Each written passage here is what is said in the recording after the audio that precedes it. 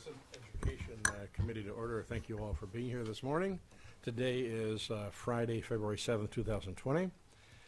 It's 9 a.m. In attendance are Senators Coghill, Hughes, Costello, Begich, and myself, Stevens. We have a quorum to conduct business. Before we start, I just want to comment on the Kaktovik loss. The school was an entire loss in a fire, apparently.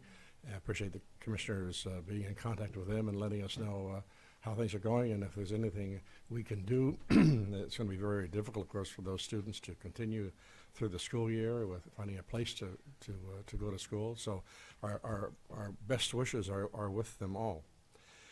So today we're going to have continue hearings on the sponsor substitute for Senate Bill 6, the Alaska READS Act.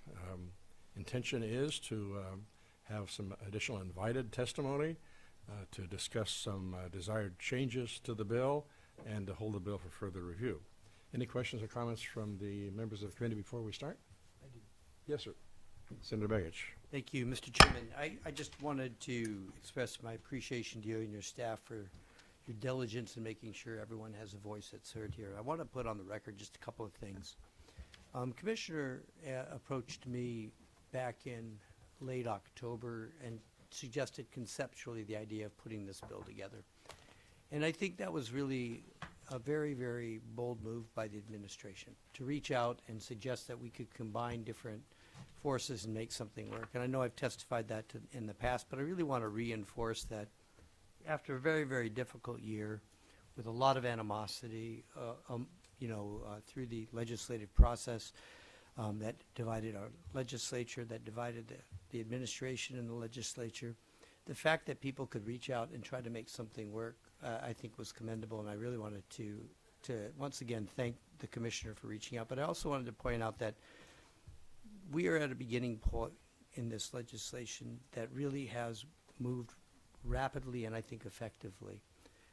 One of the things I've noted in the testimony, and I appreciate, is the philosophical debate that is going on about many of the issues we care about, some of which aren't actually relevant to the bill.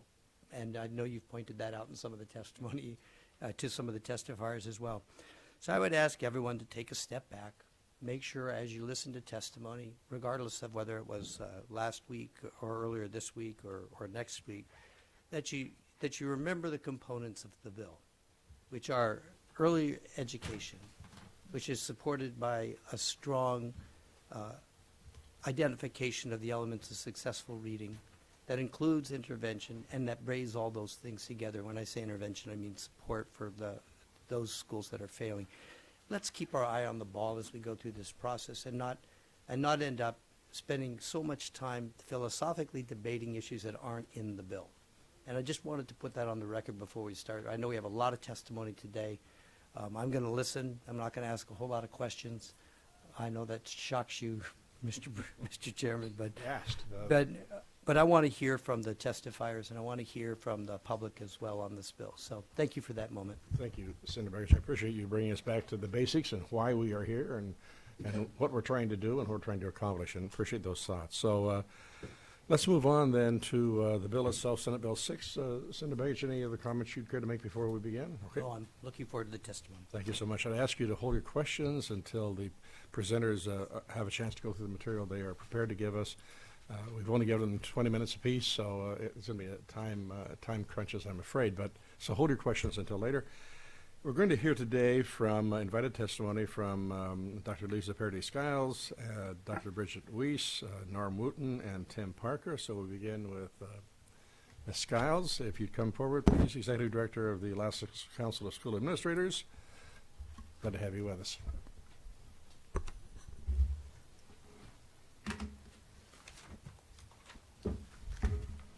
Get spread out here.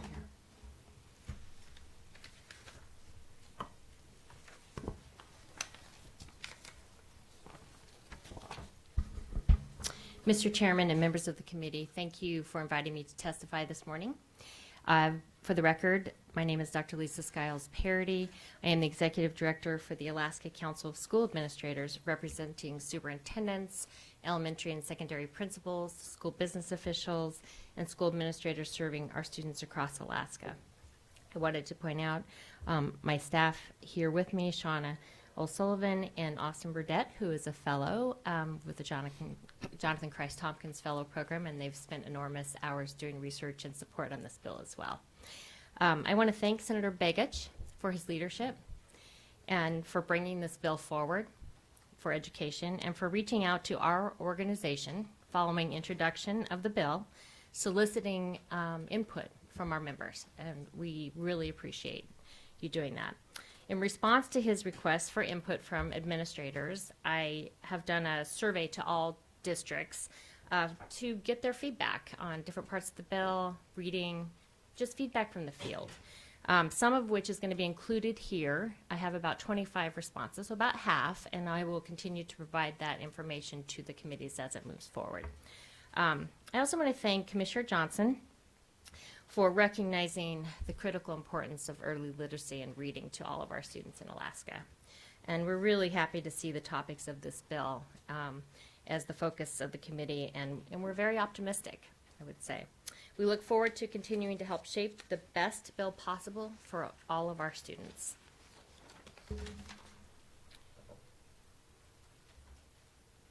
Quickly, ACSA also administers the Alaska Staff Development Network, commonly known as ASDN. ASDN has been serving Alaska educators with high-quality professional development, professional learning for almost 40 years. The mission of the Alaska Staff Development Network is to improve student achievement by providing research-based online learning and face-to-face professional development programs for Alaska's teachers and school administrators.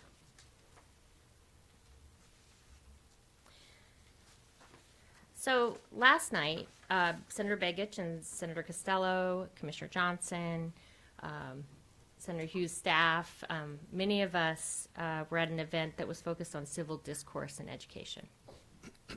And it really got me to thinking that it's relevant to where we are today in that all of us want to do the best to support our students.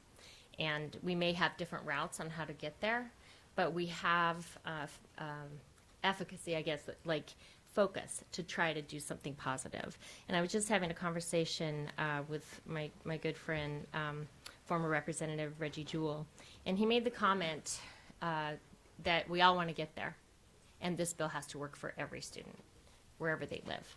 And I think we all can feel good about that. In my remarks today, I want to provide a little context around how we can all think about SB 6 in Alaska and education. Dr. Weiss will follow my presentation with, she has deep experience in early literacy and is a well-respected education leader and can go a little bit deeper in the bill. But I'm going to try and give a little context to education in Alaska as we lead up to her I guess, in-depth look at the bill.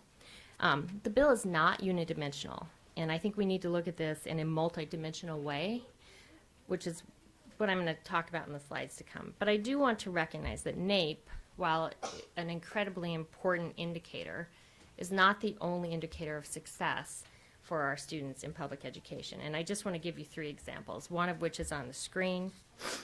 Here, Alaska high school graduation rates, which have shown considerable growth. We're constantly improving. Very positive. Here's another example of ACT scores. Our example of Alaska students at or above the national average. From 2018, the source is act.org. Our SAT scores. Again, our SAT scores are at or above the national average. Just a reminder that while we have a lot of work to do, and no educators are afraid of accountability and do want to focus forward for all students, education is doing a good job. And this idea that it's needs to be fixed, I think, is not exactly the full picture when you look at some of these statistics around our students' success. So I want to call your attention to the packet that I provided you. In your packets, I have included the ACSA joint position statements. And all of you who've served for a while are well familiar with these. They look like these. They're in your packets. At the end of each legislative session, our members work really hard to identify our highest priorities in education. And then they vote on them after months of tweaking, and they're embodied in this document. And the first position I want to call your attention to is the early childhood position, which is on the screen. But I think it embodies that our members support the core concepts in SB 6, as they know that the research clearly demonstrates that early intervention and instruction is one of the best ways to increase student achievement across all demographics and create the greatest opportunity for all students to read proficiently by 3rd grade. They've been advocating this, as Senator Begich knows. We've long been a supporter of SB 6 for the time that I've been in this position. This is a long-held and supported belief by our members. And they also know that early childhood education should be a part of public school funding through the base student allocation. So we're really supportive to those provisions in the bill. Another position I want to call your attention to is preparing, attracting, and retaining quality educators. This position, again, is in alignment with the Alaska Education Challenge. I know that Commissioner Johnson and I worked on this exact provision together in the way that it ended in the Education Challenge. And I include it here and highlight it because we all recognize that attracting and retaining effective educators is essential to student achievement. And that's another dimension that we have to recognize as we look at this bill. This is recent data produced by the Northwest Regional Education Lab. It was requested by the Department of Education and Early Development, the University of Alaska, and our organization. This is also in your packet. Looks like this. And it's really was requested to be able to show you, our policymakers, the current look at turnover. And this, again, is another dimension that we need to consider the bill. I direct you to our rural and remote areas, where we have 36% turnover for teachers and 38% turnover for principals. This kind of turnover undermines any program's implementation. And I think when we think about this bill, we have to also consider, alongside it, what are we going to do with these other pieces? Because if you have this kind of turnover, the success of any programming is going to be undermined. I'll add to this that today, almost half the superintendents have 2 years or less experience. And I think about this in terms of a business. If you are a business and your frontline staff, your teachers, are turning over, a third at a time, and your middle management is turning over at, almost a quarter of a time, and your CEO or your senior leadership is turning over, like we see superintendent turnover, I have to ask, what does that output look like? So in terms of this bill, let's make sure that we're looking at this dimension as well. The social, emotional, and mental health is the last position that I would draw your attention to in the joint position statements. And also refer you to this incredible resource that the Department of Education and the AASB have put together, and you also have this in your packets. And just share that yet another dimension in Alaska's student experience with their high rates of trauma. These adverse childhood experiences are another important piece, I think, of this bill that we need to consider as we move forward. 1 in 2 of Alaska's youth have lived through 1 or more ACEs by the time they begin kindergarten. This is the age group we're talking about in SB 6. We must address the social emotional health of our children. And the department has taken steps to, pay attention to this through this work, as well as the yearly gathering around these issues. But in terms of moving forward with a huge initiative, all of these have to be considered, right? This is a graphic representation of this reality that I got, I believe, from the Department of Ed, from the Behavioral Risk Factor Surveys. And it basically just says that the more adverse experience, the lower the rate of high school graduation. So more trauma, fewer graduates from high school, more trauma, less college achievement. I want to move quickly to RTI. RTI is response to intervention, and I have, again, in your packets, and I know Mr. Lampkin has put online, definitions around RTI. And basically, when students struggle with academic achievement or behavior, schools need a method for providing systemic and data-driven intervention. The main goal of RTI and MTSS, multi-tiered system of support, is to identify and provide intervention before students get too far behind. And so in its simplest form, it can be broken down into the 3 tiers shown here. And I wanted to show that this is a resource from the Department of Education as well as the Anchorage School District.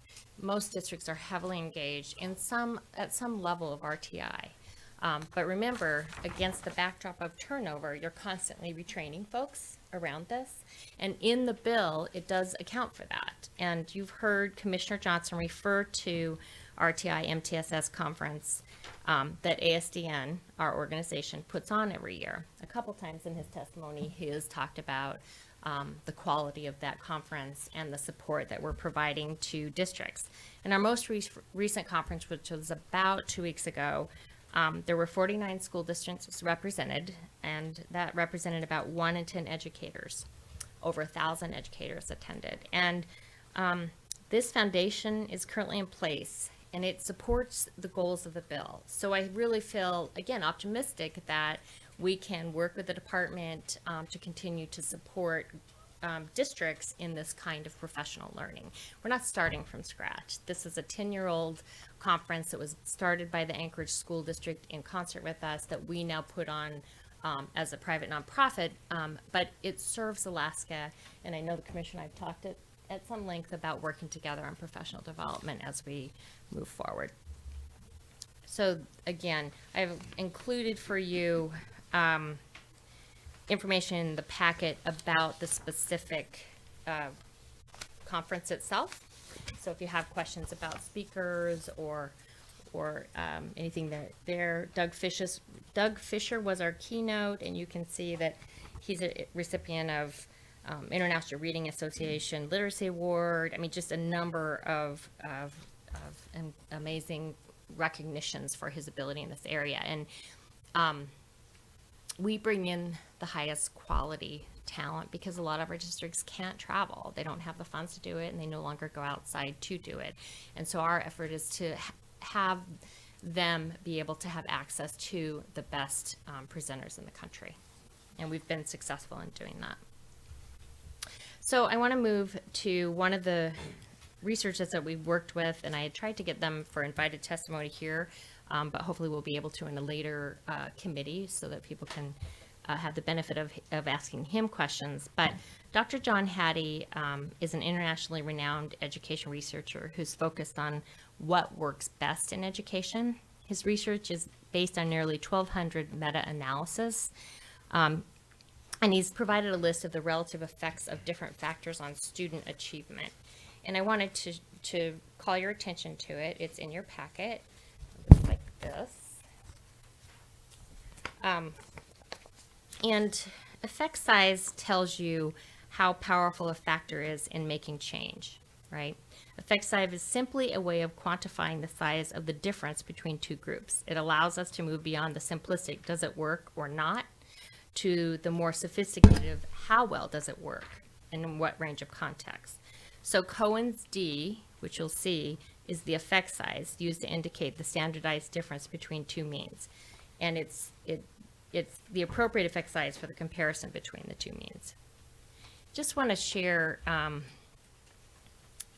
the hinge point is 0.4, you see Cohen's D, and that's where you get a year's progress for a year's school.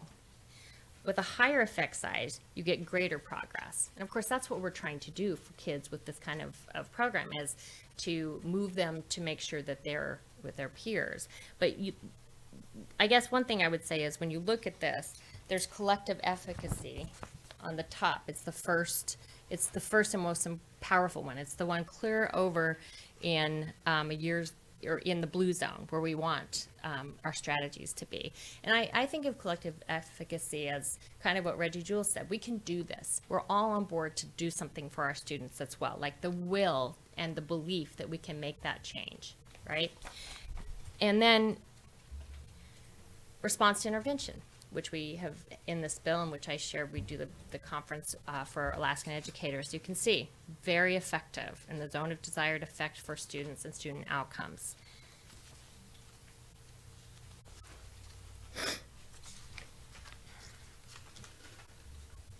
And the point that I think I wanted to make with you with this research is that you see that a concern we have is that retention has a negative effect of negative 0.32. And this is Dr. Hattie's research that's well accepted across education experts. And I just wanted to share it with you because I know that's been one of those philosophical discussions that's happened. And I think we need to consider both sides of that if we're hurting kids through a strategy, then perhaps we need to reconsider that. And I listened to Dr. Winter's study on the Florida's retention policies. And after the hearing, our team looked a little bit closer at the research. And while we are not discrediting the entire study, we are merely pointing out that it is not clear what the pure effect of retention is. He is unable to differentiate between the impact of treatments or the interventions and the strategies that we're applying and retention. And that's significant. If he can't really differentiate the two retention as a clear indicator, but versus repeatedly saying does not allow for separating the effect of retention from these other interventions, then we're not clear that retention is intervention. And that combined with Dr. Hattie's research, I think, should make us pause and look at this again.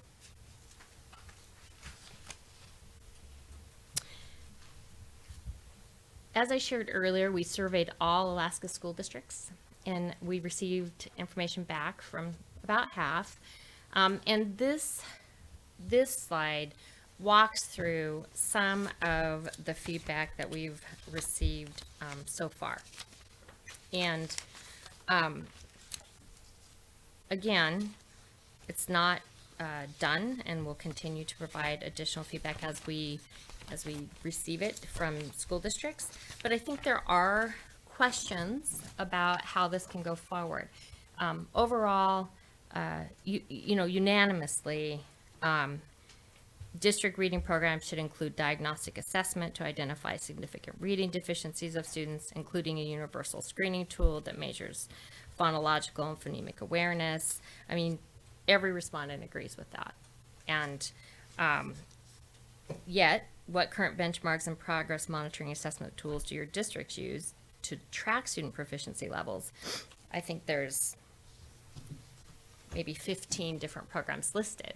So that's where I think we have to keep working, is how do we maybe provide a menu of options versus a single option, as an example. With regard to the retention piece, 4 so far have agreed with the statement, and almost 70% have disagreed that retention would be an effective strategy. And several didn't answer because they don't know what that impact is. And again, we'll keep monitoring that, but the far majority of folks in the field would disagree with that. And I think just reading through this, recognizing everyone understands and supports that reading is high priority. Unequivocally, everyone supports universal pre-K and its inclusion in our formula.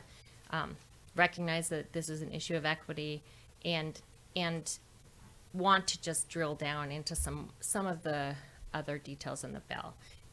Concerned about mandated intervention services.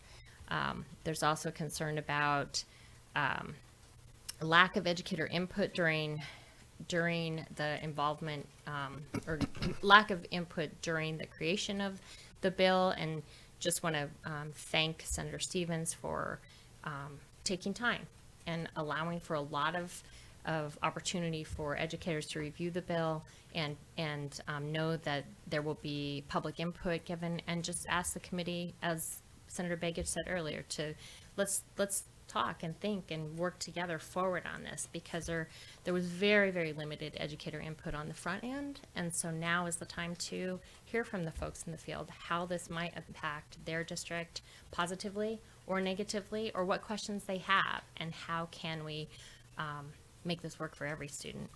So I think I'd just like to answer any questions, or I know we have a lot of invited testimony, Senator Stevens, but I really appreciate all of your time today, and we stand ready to be a resource, and our members are vested in this. You know, the responses are very positive, and that's why I opened with saying how optimistic we are.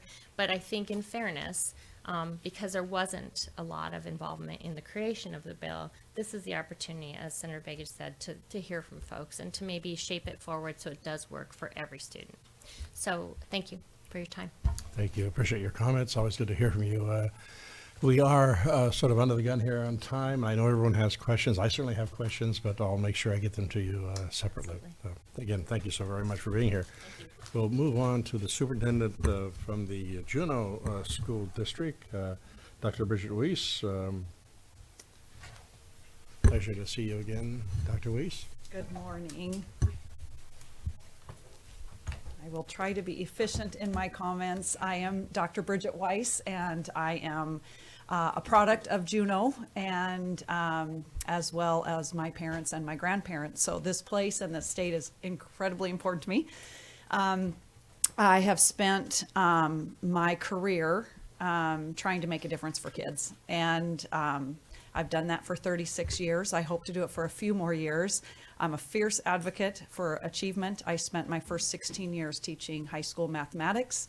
And so I am not an early literacy trained specialist. However, I've spent much of my career focusing on early childhood programming, developing such in Juneau, as well as elementary principal for 3 years after 20 years at secondary level, which was a fascinating experience to go to the beginning.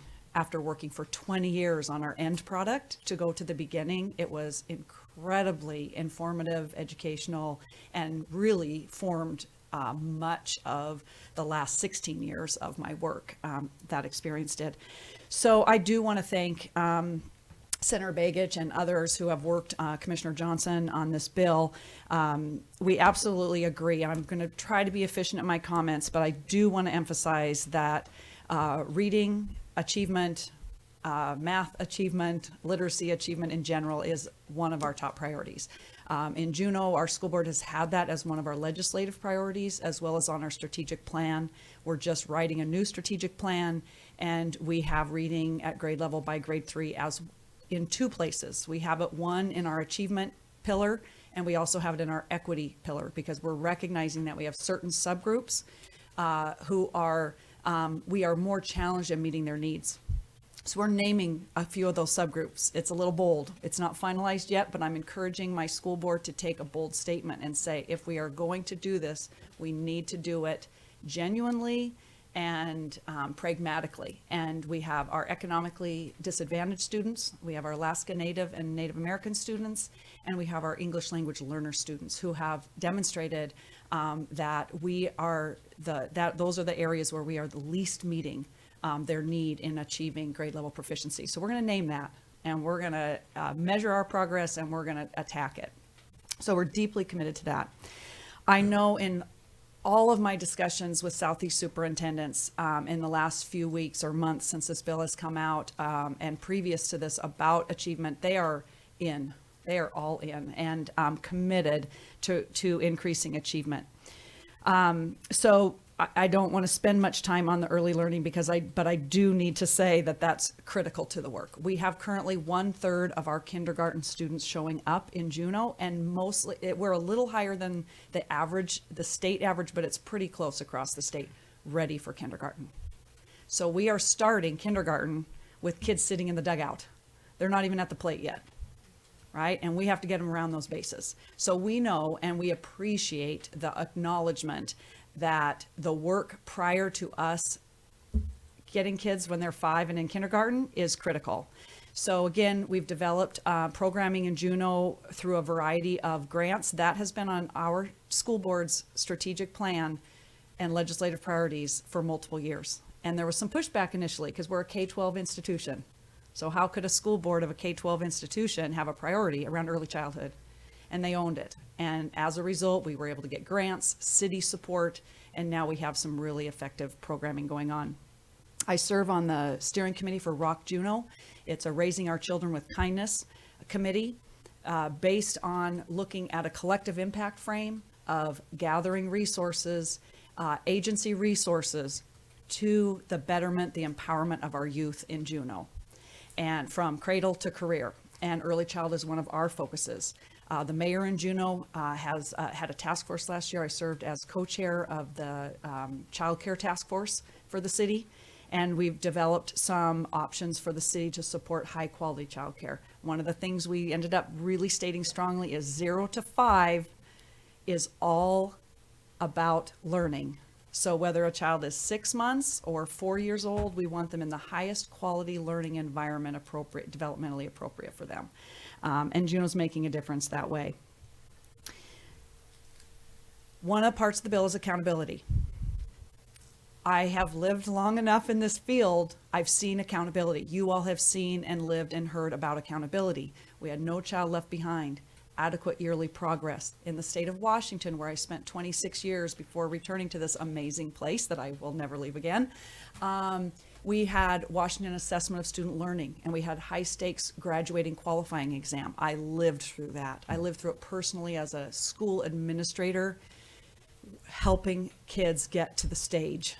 And it was traumatic for many of those kids. It is now gone. My own children were class of 2008 and 2010. They were part of that accountability system. They passed the test the first time. I worked with lots of students that didn't. I tutored a girl to be able to take that test 3 times and finally pass it in tears, fearing that she would not walk across stage with her classmates. It is gone. That system is not in place anymore in Washington. So I want us just to be prudent and wise. We want to be held accountable. Our strategic plan is built with measures and strong layers of accountability. And we're being very strategic about what we choose to measure and what strategies we're putting in place. So I'm not opposed to accountability. I hold myself accountable every day. Every day I wake up and think, how can I just have to keep at it because there's more and more to do. But broad scoping accountability that has a tenor of shame, we have to be super careful. We have to inspire our educators. Dr. Parody talked about teacher retention. I'm picturing myself at 21 years old when I became a teacher. I'm not sure I would be inspired to this challenge, the way that it's framed. So language, tenor, tone is super important. When we say a district is going to post on their websites how many children are retained in 3rd grade, in 2nd grade, in how many, to what end, I ask? To what end? Report to the state, report to our school boards, all in. We're not making progress, we're bottom 10%, all in. How are we going to collectively work together to make a difference? But accountability needs to make sense, needs to be pragmatic and connected to the goal of the bill, which is to increase achievement. We will not shame achievement. It just doesn't work. It hasn't worked in the past. We've seen lots of examples. That ties to retention. I won't belabor that point. It would be a great civil discourse, Senator Begich, who was there last night as well, right? As to, is it mandatory, is it not? Is it conditional retention, how it's written in the bill? And whether that is the direction, if that's necessary in the bill at this time or not. So you've heard some opinions on that. I certainly would fall I have to speak for the dominant voice in the superintendents that I represent are not in support of that factor in the bill. There's a few things I've heard that I feel like I need to address. And one is money doesn't matter. It's not about funding. I think we have to be really careful when we say statements, global sort of far-reaching statements. Is it all about the funding and money? Absolutely not. But we can't deny there's a connection between economic status of our families and the resources they have or they don't have, and the resources that districts have. I think it was last week, it might have been the beginning of this week, my weeks run together, we were on the phone with Senator Begich and Senator Keel and a group of Southeast superintendents talking about the bill. And Senator Begich mentioned how challenged the Department of Education has been because of their dwindling resources, and that this bill would support that. And amen, like, nobody can do it in isolation. We need the support of the department. We need them to be funded so that they can support school districts. And we need to recognize that school districts along the same timeline that DEED has lost their resources, school districts have lost resources, and our needs have increased. So we've been challenged. We don't have a nurse in Juneau. We don't have a nurse in every building. We used to have 6 instructional coaches. We then had 3. We now have 0. We have 1 middle school counselor in each of our high school with 450 kids in one, 500 in another. During the same period of time, our economic status in Juneau has decreased in the last 9 years, 50%. So our percent of low, free and reduced lunch families have increased 50% over the course of the last 9 years, while our resources have dwindled. I can't say money doesn't matter. I think a whole lot of things matter. That's one of the things that does matter. So again, tied to the bill, we have to look at it for unfunded mandates, unfunded expectations. How do districts do this when they are absolutely strapped? I talked with a kindergarten teacher yesterday. She said, give me 17 kids. I might not get them all to proficiency, but I'll get really close. I have 27. I don't know what to do. And that breaks my heart when I talk with teachers, because we have really good people doing good work, and they are so stressed trying to meet the needs that no matter what program we lay on top of it, it's going to be challenging. So I think there's a lot of dimensions, and that we have to look at the cost. To be responsible, you have to, I have to, as a superintendent. I will have to take, once this bill passes, what are our expectations? And what's the most effective, most efficient way we can get this done with our limited resources? And I think it's your responsibility as you approve the bill to also just keep that in mind, so that you're not setting us up for a different kind of failure, because we are in, and I have never been in a room with multiple people that I didn't grow or think something new and different better when I walked out compared to when I'm in a room by myself. So I think we can do it. But I also think I don't want to lose the opportunity by having it feel undoable, shameful, or hurtful to children in their developmental process, because I have watched kids for 36 years and committed every fiber of my being to their development, and so have so many other educators. And so I want to set our teachers up for success. Let's see. Again, with the cost, we've seen, if you look at the increase of free and reduced states with free and reduced rates going up and their performance in reading on the NAEP, you can see the line of regression going down. There's a connection between the socioeconomic status and performance. We know why. We know resources are limited. One of our other pieces of our strategic plan is family engagement. The beauty of early childhood is it's multiple things, but one of the things it does is gives us access to families 1 to 2 years earlier than we do when they walk into kindergarten. So not only do we get access to the children, we get access to the families, and it is absolutely undeniable the work we need to do to support families understand what children need before they enter our system. And that's one of the sort of side benefits of early childhood, is that family engagement piece and us being able to inform what's going on in the home that much earlier. And we, in our programming right now, we target in our Kinder Ready program, we're at about a 65% scholarship rate. So those are families who qualify in that lower socioeconomic status. And so we feel like we have that target group for that reason, so that we can make a big impact. Let's see, make sure I didn't.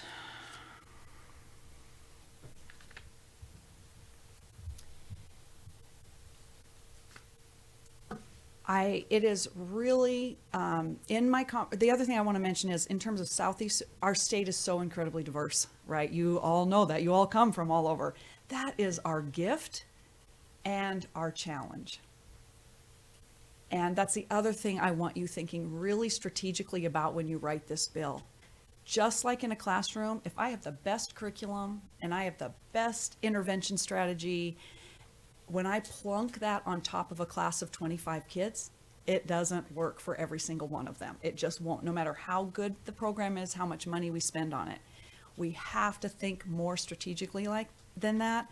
And our state, the needs of our districts, the needs of our communities are so diverse. And so that's just another filter to think about, that we don't have unintended consequences and that we really are being as strategic as we can. As Southeast superintendents, we've started talking as a group because we're a region and we have our own special challenges, and the cost factors for getting to professional development, et cetera. So we're looking at ways that Juneau, as an example, could be a hub for some professional learning experiences, and we could bring teachers to Juneau. That's much more reasonable, less time out of classrooms, less cost to a district than heading up to Anchorage, as an example. So we're looking at different ways that we can leverage resources as a region in this particular area around reading instruction. And I'm really excited to have a few more months of those conversations to see what we can come up with. What I really want you to know is that we are all in, and it's an opportunity that I don't want to see 5 years down the road gone away because it didn't hold. Our finish, this is I'm not sure if I'm used up my 20 minutes. One last thing, and then I'll leave you be. As I last summer was really doing a lot of reading about reading and achievement, one of the I kept coming across a few things. High quality instruction, no matter what I read, what direction. High quality instruction, effective interventions, high levels of engagement, and reducing classroom distractions, because our behavior with our needs, our behaviors are going up extraordinarily than 5 to 10 years ago. And in that whole digesting of so many pieces of that, I realized what we're doing is we've changed a finish line. It's a sense of our finish line used to be graduation. And when I started, we just graduated kids. There was no accountability. Nobody counted. I couldn't tell you, nobody could have told you what our graduation rate was. We didn't count those things. There was no accountability, no measure. And if kids were equipped, they made it. And if they weren't, they didn't. We've grown so much in education of the importance of accountability, importance of measuring, and keeping track of where we're making progress and where we aren't. When we started doing that, graduation rates went up across the country. If we take that finish line and we push it to 3rd grade, which is what this feels like, really high stakes decisions being made for children at 3rd grade, I think 2 things. One, now accountability has to be super well thought out, because the decisions are very high stakes for very young children that haven't, many of whom have had some extreme challenges up to that point. And time is on our side. Time is on our side. It is not a race. It's a journey. And the other thought I had was, what if we had that dotted line in a different way in everybody's mind, and we very strategically focused on the sum of the strategies and put resources there? Would we see the same result that we are doing with graduation rates? Would we see a big impact because we changed our expectation from this being the end game to this being the end game, but doing it again in a way that is supportive and inspirational, not blaming, not shaming, and constructive to fit the needs of a diverse state of constituents and families and children. So I am really excited about what we can do in Alaska, and I'm excited for what this bill can do to support it. I am afraid of some of the components and the impact. And I probably won't be around to see those long enough because it'll be 5, 10 years down the road. And I don't want us to go backwards because this is such an important effort. So again, you have a very complicated job, and I appreciate you hearing from a superintendent. We are deeply engaged in the work, and we want nothing more than to help us be successful. Thank you, Superintendent Weiss. It's always great to have you with us, and appreciate your comments and your perspective, and even sort of the warnings, maybe storm warnings of potential problems that we could be facing. Yeah. Thank you very much. We'll move on to an old friend. He's not old. He's not so old, of course. I am, but he's not. Norm Wooten with the Alaska Association of School Boards. Pleasure to have you with us, Mr. Wooten. Thank you, Mr. Chairman, members of the Senate Education Committee. My name is Norm Wooten. I'm the Executive Director of the Association of Alaska School Boards. I appreciate this opportunity to testify, and thank you, Senator Begich, for introducing this legislation. I'll try to be brief out of respect for your time this morning. Pre-K is a topic that is near and dear to the hearts of school board members. For many years, we've had resolutions supporting both pre-K and reading proficiency by the third grade. The 2011 report of the Alaska Advisory Task Force on Higher Education and Career Readiness stated in part, children who receive quality early education arrive at school ready to learn and perform better in school.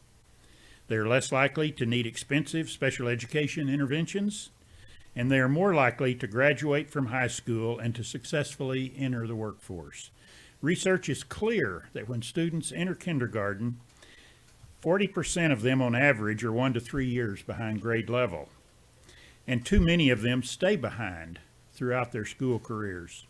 Alaska can invest a relatively small amount in early childhood and innovative K-12 programs, or on the other hand, a vastly greater amount at the college level. Today's third grader can't wait for, and our public treasury cannot afford, a remediation response that doesn't happen until the third grade. Reading and literacy are the great equalizers in the world in which we live. Students who cannot read are educationally crippled in every other academic subject, as well as being career disadvantaged throughout adulthood. Our children must learn to read, and they deserve no less from us. We unequivocally support pre-K, early assessment of reading proficiency, interventions for less than proficient readers, and high-quality professional development to enable educators to create proficient readers. However, my recommendation is to carefully consider the provision for retention of students. It just seems to me like that retaining a child for a lack of reading proficiency may be more of a failure of the system rather than the fault of the child. I applaud the bill's provision for early assessments and implementation of interventions. This seems to be a more logical approach than retention, and one that is more about improvement. I would also ask that the committee consider what some of my members are calling over-prescriptive details for districts to implement. It seems as if providing high-quality professional development to educators and paraprofessionals in reading, instruction, and intervention, and then holding them accountable would be more productive and better serve students in our quest for reading proficiency by the third grade. My final concern is the aggressive timeline for implementing the provisions of the bill. I'm apprehensive about the capacity of DEED to find sufficient numbers of educators trained and competent in teaching reading, implementing interventions, and providing professional development for those needing assistance. I want to be optimistic about the schedule because our students need these skills so desperately. However, should DEED not be able to fully implement the programs called for in the bill, some legislators and the public might deem the initiative a failure and back away from the funding before giving it an opportunity to improve our children's reading proficiency. Please do not take my concerns as opposition to the bill. I am excited about addressing what I refer to as the reading crisis. AASB's resolutions adopted by our membership have sought this type of state support for years. Our districts are anxious to begin the work. None of us want to graduate yet another class of students with less than highly proficient reading skill. I only ask for careful consideration of the legislation to ensure it is the very best we can provide for our students. Thank you, Mr. Chairman, for the opportunity to testify before this committee, and thank you for considering this bill. I am excited. Thank you very much, Mr. Wooten. As always, appreciate your comments, and that's a great concern that we all have. How do we find the professional staff to do what we want to do? How do we find the reading specialists? How does the department find the personnel it needs as well? So another great warning. Thank you very much. Thank you, sir. We'll move on to our final presenter, and we'll see if we have some time left for questions after that. Tim Parker, president of NEA Alaska, is often here in the room with us, but I think he had to be in Anchorage. Mr. Parker, are you with us online? I am. Can you hear me, Senator Stevens? Yes, very clearly. Thanks for being with us, and please, you have the floor. Oh, thank you. I appreciate your allowing me to testify. It's a pleasure.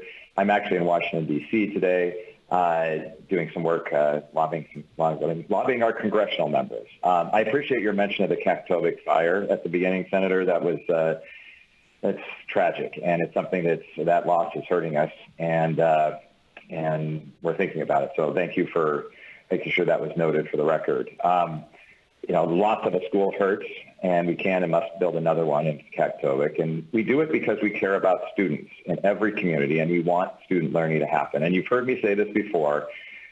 I always talk about this, but the 12,000 members that I represent, both teachers and support staff, are so motivated by student learning. Making sure that happens, that's the why of why we do our jobs. We love it when it happens, and when we hit a bump in that process, nobody feels it more acutely than we do. And so this is our passion, and this is what we bring to this work. By that same token, we want the Alaska Reads Act to succeed. Reading, as you know, is fundamental. It opens the doors to learning, and it's where many, many parts of the learning process start. So we have to get this right, and we want to get it right. And I think this bill is going to help us get there. The current bill that you have before you is a product of Alaska's Education Challenge. And that's very important. All of you, I believe, were part of that process. Parents, school board members, educators, community leaders from every part of the state, everyone was around those tables doing that work. And at the center of that, as you remember, the document with the 3 swirls on them is an excellent education for every student. It's a great phrase. It's actually one that's in statute, which is awesome.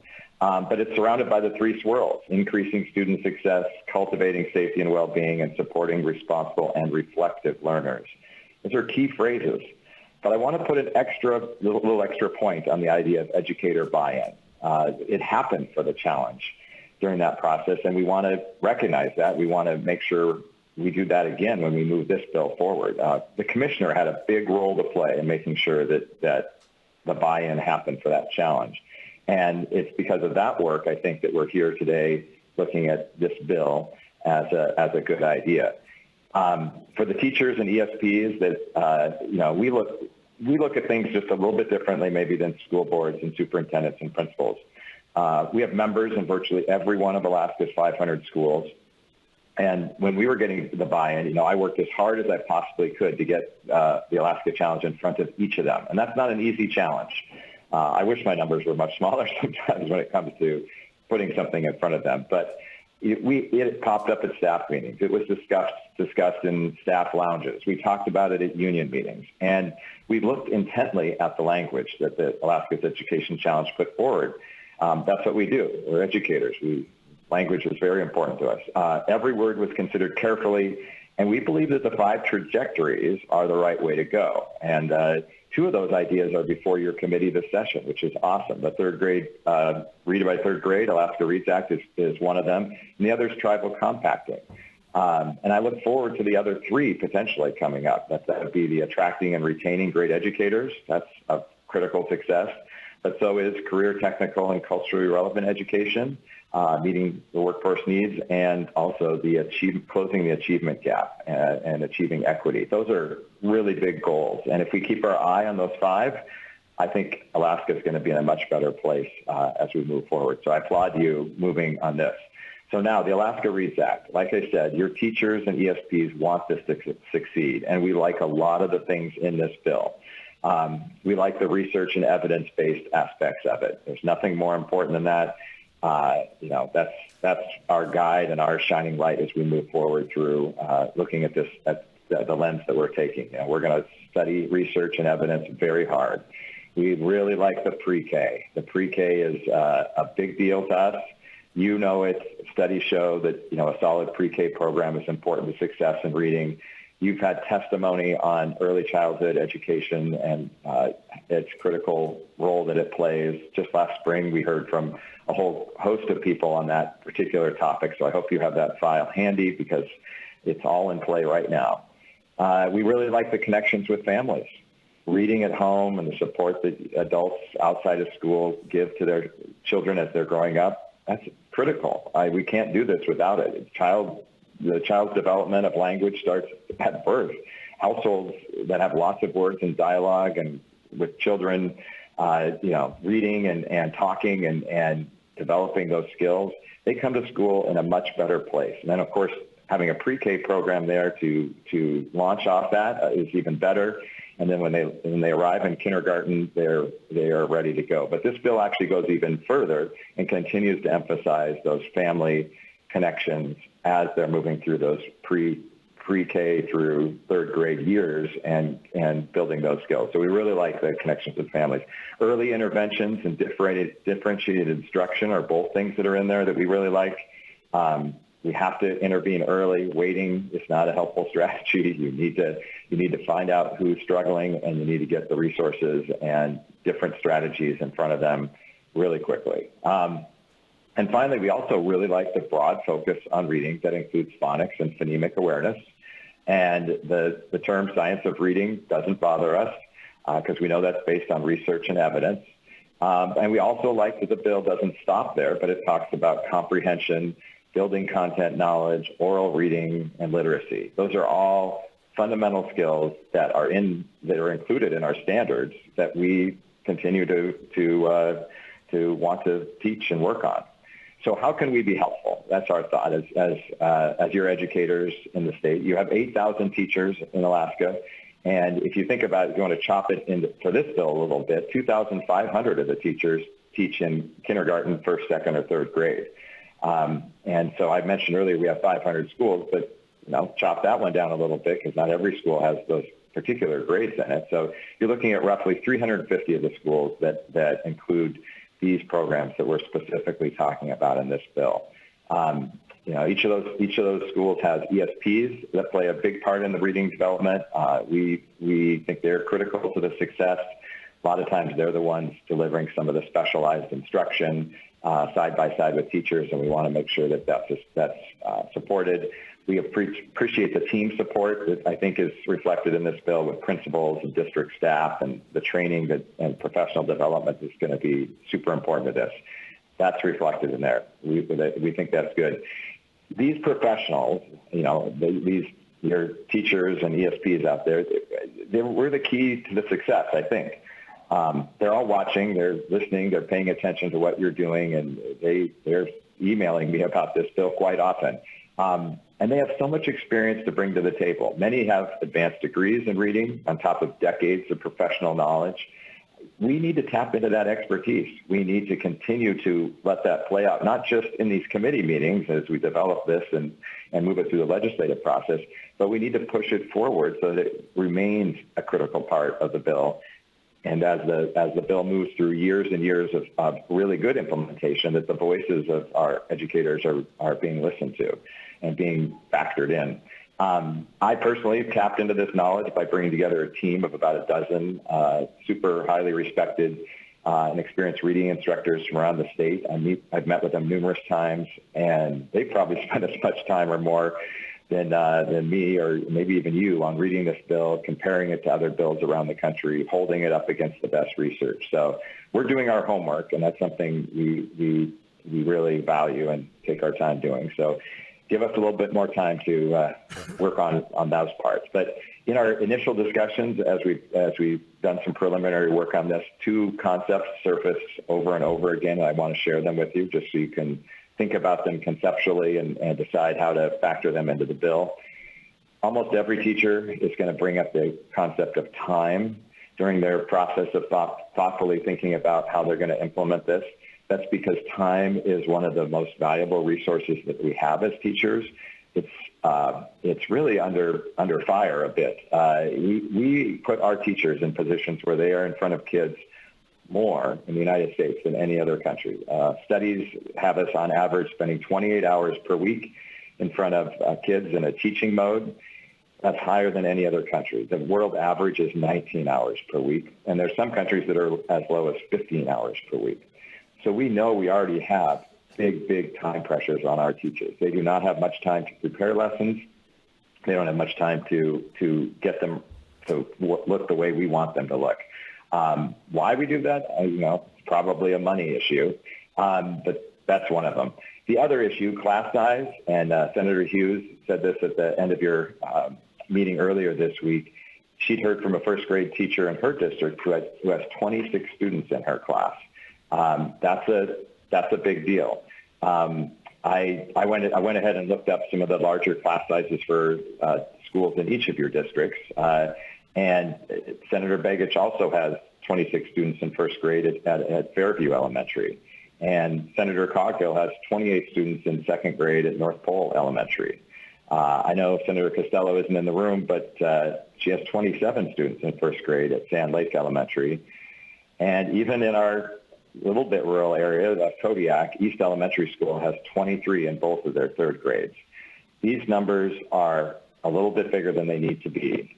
You have spent some time hearing from some folks about Florida and some of the things they do, and they did a lot of stuff. They made a lot of changes, and one of them that I think was referenced, but I want to put it back on the record if it hasn't sunk in completely, is the cap size limits for class sizes.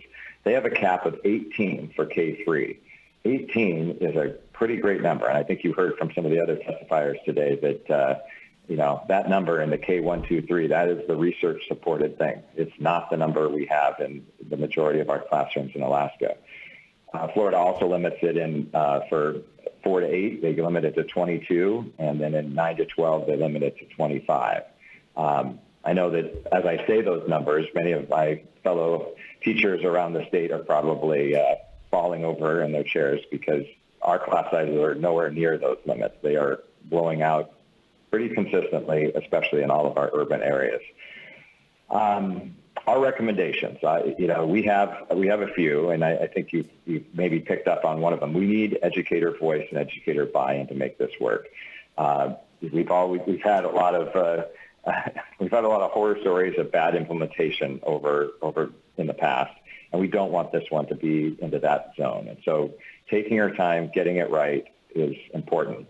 We also have the knowledge of looking at the 37 other states that have adopted statewide reading policies. And we have a lot to learn from them, good and bad. They've experienced a lot, and our policymakers could learn a lot, I think, from us, the professional educators who have been teaching kids to read for years. We do this teaching in the face of large class sizes, pink slips, trauma, poor curriculum, misguided administrators, scripted curriculum, and more. Those are all realities that my members and talk about a lot. And so I just want to make sure you know that those are concerns. We have a lot to offer this policy debate, and for the Alaska Reads Act to be a success, there are some must-haves. And educator voice and buy-in are there. The parental engagement, parental buy-in is important. Stability in our educational system and adequate resources and support for all students. That adequate resources point, shows up every day when we see the large class sizes, that we know that we're working behind the gun on that. And when we think back to student learning, how I opened, the idea of investing in what you want to see happen, I'm sure that you've heard the phrase that budgets are moral documents. They show up, where they show where a group, or in this case a state, puts its priorities. We have, we flat funded, or essentially flat funded education for 7 years. And your system is strained. and almost to the breaking point. And it's this system that we want to pick up Alaska's Education Challenge and move it to success. And we think we can do it, but it is going to take a focus on resources. And I'd be remiss not to mention one other point, which is the socioeconomic and trauma impacts that our students face on a daily basis. That's one of the aspects of the challenge, and we have done some work in that area, and I applaud the state for what they've done there, because without any move in that area, it is really challenging, because students who show up to school hungry or unfed or having suffered a traumatic incident, you can't get to learning. You can't get to the reading thing until you solve those things. And every educator knows that. We are assessing kids every day as they walk through the doors. And if they are hungry or in a traumatic situation, those have to be dealt with. And that takes time, effort, and you have to do it. You can't put a book in front of them and say, let's get to reading. That's not it. So just to wrap up, we love pre-K. We know pre-K is a game changer for reading and for our whole public school ecosystem. We have many, many thoughts and ideas about how to ensure that reading component in this bill is successful for students. For it to succeed, you need to have educators, administrators, and all Alaskans at the table and engaged. I think that's a critical piece. And, I would say we're cautiously optimistic that, we can get to this challenge. If you bring all these different groups together, we're all partners in this process. I think we can work together and get to something that will work and ensure that students are put first. So that's our focus, and very much appreciate your giving me the chance to testify. Thank you. Thank you, Mr. Parker. Really appreciate your taking time to be with us. Even though you're traveling, you're often here in town, in Juneau, in the capital, helping us work through these problems. I know there are a lot of questions. We'll get to those in a minute. I just want to let the folks know what the plan is and where we're going. This is a tremendous opportunity, a tremendous potential in this bill, and it's our intention to make this the very best bill we possibly can before it leaves this committee. This is the content committee. We're the ones who deal with content here in this committee, and eventually it'll go to finance, where they deal primarily with the fiscal issues and how we pay for it. But this is the committee to get things as right as possible before it leaves our hands. This coming week, I'd ask everyone who has an amendment or any changes or any potential things they want to see in this bill to contact us to make sure they get us their suggestions. The Monday will be the deadline, 10 a.m. Monday, for formal amendments, and beyond that we'll be discussing it this coming week. We've heard from all the quadrants out there, from parents and teachers and school boards and teachers and everyone else. We appreciate your input into this. It's not going to be an easy problem to get it, an easy solution to get it right, but we're going to do it with the best we can. So please get to us with any concerns you have, and we'll try to get through this next week. Senator Begich, you have some responses to some of the things we've heard. Thank you, Mr. Chairman. I want to talk just about the process of building a bill a little bit. And I mentioned a little bit of this earlier.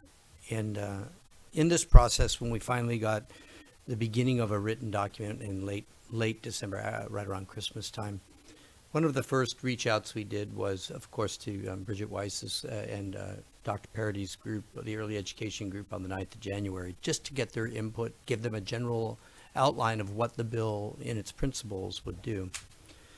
And, at that time, a lot of ideas were generated. The next day we met with an early education group that Posey Boggs has statewide education group talking about early learning dyslexia and those kinds of learning disabilities, because we wanted to be sure we didn't put a written document out that didn't at least take some of that into account. All of us love education, and everyone who just testified, and Mr. Parker just reminded me of how integrated this is into the education challenge, what we're trying to do here. And those of us here at the table who are participant in that, and those of us who continue to move forward with that agenda, have been talking about these issues for years now, three and a half years now, not counting all the years prior to that we've been discussing. I remember that you actually initiated an Alaska Literacy Act back in, I think it was 2013, that is a lot of which is incorporated in this. So this is not new to us.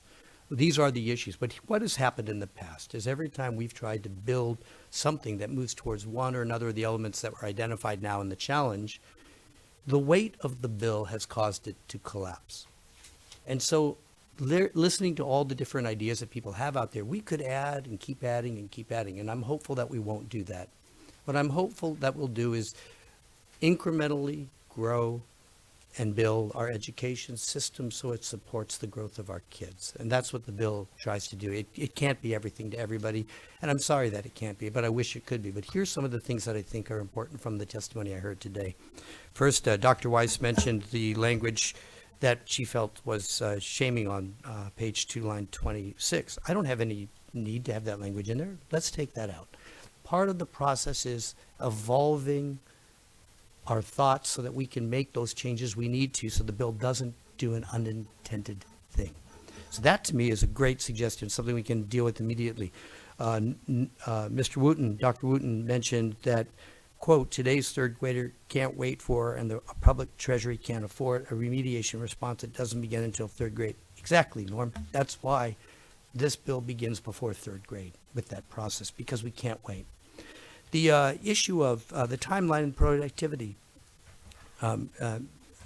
Dr. Wooten's absolutely right on the button that it's possible we can't meet the timelines that are in this bill. But why not at least set them as aspirational goals? And here's what we can do. And we are actually, this will be in the CS that I think we're working on right now, Mr. Chairman. And that will be that we'll lay out regular reporting of progress. Not just a 30-day report, because what will 30 days from June 30th or July 1 tell us? It won't tell us much of anything. In fact, it puts an undue burden on the commissioner. But what if we're reporting annually about progress toward these goals that we've set? That actually, that reported to our committee and the committee in the House, that actually will inform us even better than any other thing that we could do. So we're going to incorporate that into the CS. I heard there was a comment made about teacher retention. I want you to point out again that the governor, who worked with us on this bill, is a complete partner on this bill, also mentioned in his State of the State the importance of teacher retention. And I had an opportunity with the other leaders of the legislature and the chief of staff of the governor to talk about that yesterday and to say, what does that commitment look like? And I think you're going to see something develop that'll be a separate piece of legislation dealing specifically with retention issues. I'm hopeful that that will happen, and I'm looking forward to that, and I intend on being aggressive about that conversation. I think those are important things. Funding doesn't matter. I have never said that, and I never would. Funding is what makes these things real, and I want to point out my surprise and shock when the fiscal notes were presented in our second hearing. This is the fourth hearing on the bill already, and we have, I think, at least 3 more planned. My shock at the commitment from the administration to add additional resources to this bill, specifically around support to teachers, support to districts, support to superintendents and professional development, I think is critical, and that's why it's actually written into the bill. So those comments and thoughts have been heard, and they're integrated even more deeply in the CS. And you'll see that when the CS comes out. We're taking your ideas and we're integrating them into this legislation. The last thing I just want to talk about is nothing in this bill will change the current retention policies in any district in the state. Every district in the state can retain a student today, and they can do so. Nothing imposes or directs a district to impels a district to do more than what they would normally do. We have good teachers. Tom Claymire pointed out at the same conversation last night that we were having with the civil discourse. We have good teachers who want to teach reading, but if those kids come to school unprepared, all of their efforts fall apart. We have good teachers who want to do the best they can for kids, but if we don't prepare the kids before they come, the early learning component, then those efforts fall flat. Not because the teacher is incompetent or capable or the district isn't doing everything within their power, but because they simply are unprepared to learn. For the same, by the same token, you cannot take a good pre-K program and not back it up with strong reading. It will fail, and those kids will not progress as they could.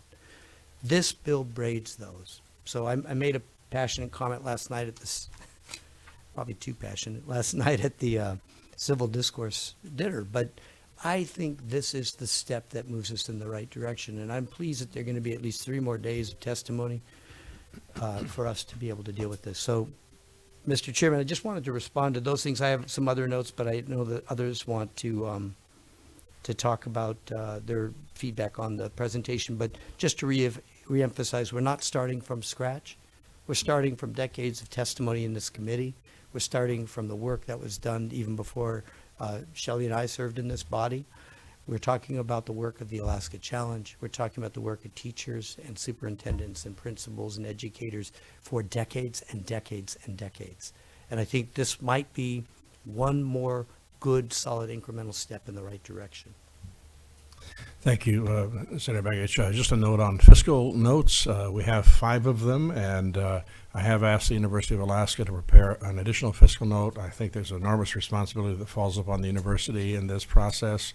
They will have to find a way to make sure that their departments of education are up to speed and are teaching teachers to teach reading, and beyond that, they'll have to be prepared to, I hope they'll be prepared to help teachers currently in the field to bring them up to speed as well. So I haven't seen that fiscal note. I hope that they are giving it honest consideration and that we'll be receiving that soon.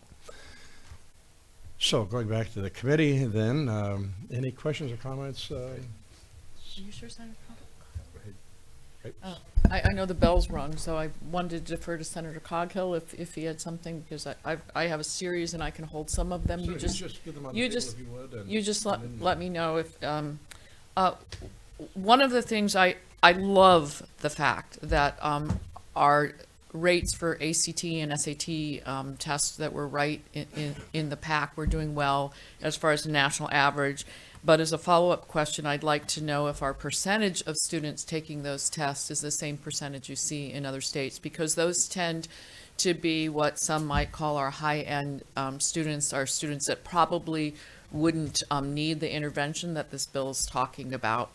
So it's a great data point, but I'm not sure how relevant it is to this bill. Also, in our even though we're trying to stick to the bill, the teacher recruitment retention factor. One of the things I believe, no matter what profession a person is in, Mr. Chair, if they're being successful in their mission, they're more apt to stick with what they're doing. And I think as with this type of policy, there would be a built-in reward because more children would be succeeding. So as that second grade teacher has a group of students incoming who are better prepared, that teacher will be sending students onto the third grade that are even better prepared after that. And there's going to be a sense of reward for those teachers. And that is not just through K through third grade. That's going to be all the way up into the middle school, high school, because, you know, the 10th graders are coming in, are going to be better prepared. So I think that oddly, this will actually help with retention, and we might see that help. It's not the sole solution to the turnover rate, but I think it'd be helpful. So I just wanted to point that out. I also heard the school board and the Superintendents Association express some concern about what I call the proficiency-based promotion policy, and I would just ask if intervention paired with what I call PPP, proficiency-based policy, has worked so well, and we saw those charts, the states that had both pieces, they had better scores, they had greater improvement among their students, and the states that only had the intervention piece did not have the PPP. They had lower schools and less improvement. So if there's a state where they only did the intervention and not the PPP that can match the other states, I'd like to know what those states are, because I haven't been able to find that. Also, I received a text from Dr. Goyette with the Mat-Su School District, and she and Dr. Bishop have both indicated to me that they are comfortable. They don't fear a promotion-based, a proficiency-based promotion policy, and they would be happy to come and testify, Mr. Chair, if that would be something that you would like. I also want to mention something that's a bit anecdotal. And I don't want to mention what districts they are because I don't have their permission.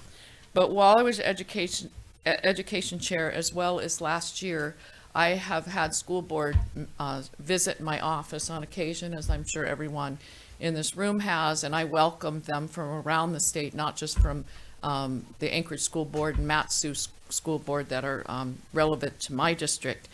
And in several conversations, sitting in my little office on the couch, I had school board members from small districts saying that they were very concerned about what they would call social promotion. And he asked, how could we help with that? I mean, how can we make sure students are graduating with valuable diplomas and mastering the objectives along the way?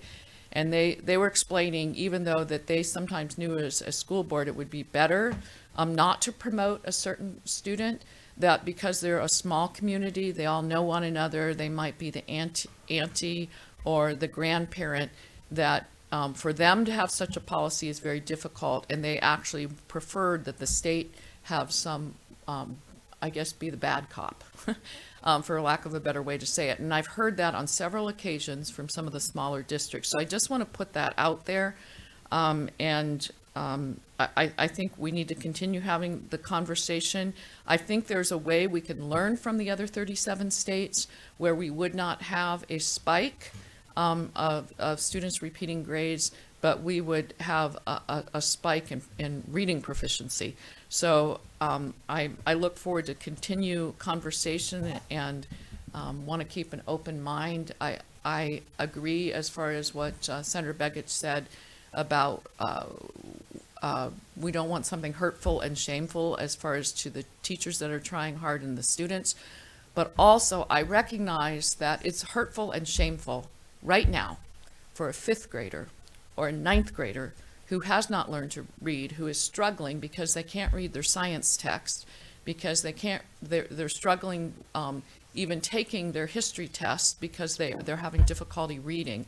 And so, what we're doing right now isn't really best for the students as far as hurtful and shameful. So I think there's a positive way to do this, and a way that will actually not increase students being retained, but will really put some teeth to what we're putting forward. So it all comes back to the students, Mr. Chair. So thank you for the opportunity to make comments. Thank you, Senator Hughes. Senator Coghill.